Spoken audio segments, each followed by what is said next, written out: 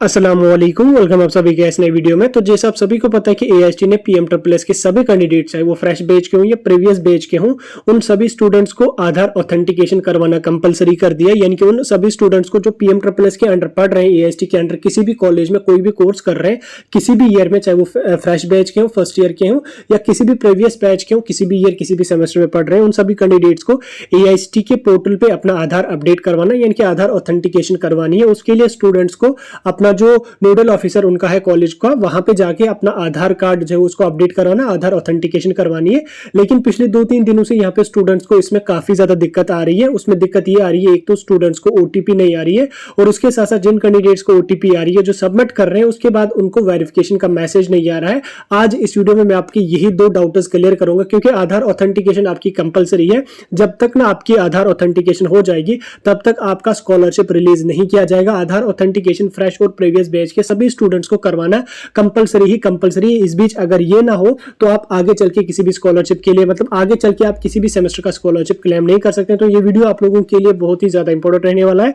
इस वीडियो को पूरा एंड तक देख लेना, चैनल को भी सब्सक्राइब कर देना और उसके साथ साथ टेलीग्राम ग्रुप या व्हाट्सएप ग्रुप दोनों ज्वाइन कर देना। दोनों की लिंक आपको डिस्क्रिप्शन में मिल जाएगी। चलिए वीडियो को शुरू कर लेते और जान लेते यहाँ पे इन इश्यूज के बारे में। तो सबसे पहले हम बात करेंगे जिन कैंडिडेट्स को ओटीपी नहीं आ रही है उसके बारे में। तो देखिए, ओटीपी का जो मसला, ये मेरे ख्याल से 3 दिनों से ओटीपी का इशू आ रहा है स्टूडेंट्स को। ओटीपी किसी भी स्टूडेंट को जनरेट नहीं हो रही है। जो रिसेंट अभी जो वो पिछले 1-2 दिनों से, मेरे ख्याल से परसों से तीसरा दिन था आज, ओटीपी नहीं आ रही है। मैंने भी ट्राई किया था लेकिन किसी कैंडिडेट की ओटीपी नहीं आ रही है। काफी स्टूडेंट्स टेलीग्राम पे भी मैसेज करते रहते हैं, कॉल भी करते रहते हैं कि हमारी ओटीपी नहीं आ रही है। स्टूडेंट्स सोच रहे हैं कि शायद हमारे आधार कार्ड में कुछ इशू है या हमारे पोर्टल में कुछ इशू है या हमारा स्कॉलरशिप नहीं आने वाला है, डीडुप्लीकेशन का तो मत कोई इशू है। तो स्टूडेंट इसमें अलग अलग तरह के उनके दिमाग में ख्याल आते हैं। तो देखिए, मैं आपको एक बात क्लियर करना चाहता हूं। तो जब यहाँ पे आप जब आधार ऑथेंटिकेशन अपने कराने जाओगे, आधार नंबर डाल के जनरेट ओटीपी पे क्लिक करोगे, उसके बाद आपके पास एक ओटीपी आ जाएगी जो आपकी रजिस्टर्ड ईमेल आईडी पे भी आ जाएगी और मोबाइल नंबर जो आपके आधार के साथ लिंक होगा उस पे भी आपकी ओटीपी आ जाएगी।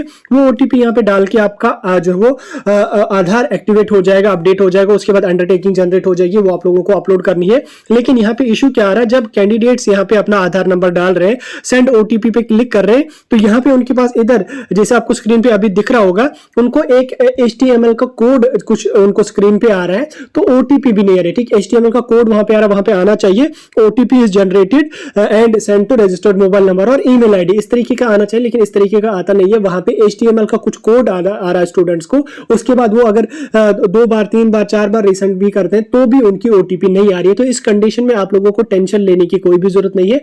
ये साइट का इशू है, ये साइट में पिछले 2-3 दिनों से इशू है, उस वजह से आप लोगों की ओटीपी नहीं आ रही। क्योंकि आप देख भी सकते हैं, जब आप ओटीपी पे क्लिक करोगे वहां पे आपके पास HTML का कोड आ जाता है। दैट मींस कि साइट में कुछ ना कुछ ग्लिच है, कहीं ना कहीं पे कोई ना कोई गड़बड़ है, जिस वजह से इनका HTML का कोड वहां पे आ रहा है। हालांकि वहां पे आना चाहिए OTP send to registered mobile number और ईमेल आईडी, वो वहां पे आ नहीं रहा और उसके साथ साथ ओटीपी भी नहीं आ रही। अब फिर 10 बार रिसेंड कर लो, 50 बार रिसेंड कर लो तो भी आप लोगों को ओटीपी नहीं आ जाएगी। तो आपको इसमें टेंशन लेने की कोई भी जरूरत नहीं है। आप 2-3 दिन वेट कर लो। आधार ऑथेंटिकेशन की कोई लास्ट डेट नहीं है। ऐसा नहीं कि 3 दिन में करना है, 4 दिन में करना है। आप 1-2 दिन वेट कर लो। आज फ्राइडे, सैटरडे, संडे आप वेट कर लो। मे बी मंडे या ट्यूसडे तक आपका जो आधार अपडेट का इशू है, ओटीपी का इशू है, उसको एआईएसटी सॉल्व करेगी। और उसके साथ साथ आप एआईएसटी की जो टेक्निकल टीम है उनको भी मेल कर देना, आईटी सेल जो एआईएसटी का है उनको भी मेल कर देना, कहना कि ओटीपी का इशू आ रहा है। वो भी इसमें फिर जब वो देख लेंगे साइट में कहां पे ग्लिच होगा, कहां पे इशू होगा। क्योंकि पहले 2-3 दिनों में तो रेगुलर ओटीपी आ रही है, उसके बाद परसों भी एक दिन ओटीपी नहीं आ रही थी, उसके बाद दूसरे दिन ठीक हो गई थी, लेकिन अभी तीसरा दिन था आज, किसी की भी ओटीपी नहीं आ रही थी। तो इस वजह से आप टेंशन नहीं लेना, आप वेट कर लो 1-2 दिन तक। ये साइट में इशू हो जाएगा। आपके फॉर्म में कोई इशू नहीं है, आपके स्कॉलरशिप में कोई इशू नहीं है, कुछ भी इशू नहीं है। ये साइट में ग्लिच वगैरह आती रहती है। मंडे तक ये मेरे ख्याल से सॉल्व हो जाएगा और जब सॉल्व हो जाएगा मैं आपको टेलीग्राम ग्रुप या व्हाट्सएप ग्रुप पे इन्फॉर्म कर दूंगा। आप अपना आधार अपडेट करवा लेना, तब तक आप चेक करवा सकते हैं 1-2 दिन बाद कॉलेज में जाके। वैसे आज फ्राइडे थी, कल सैटरडे है और परसों संडे है। ये 1-2 दिन आप वेट कर लो, मंडे ट्यूसडे तक मेरे ख्याल से ये साइट का इशू जो है ये सॉल्व हो जाएगा और उसके बाद आप अपना आधार अपडेट करवा सकते हैं। इसमें कोई इशू नहीं है, टेंशन लेने की कोई जरूरत नहीं है। आधार ऑथेंटिकेशन की कोई लास्ट डेट नहीं है।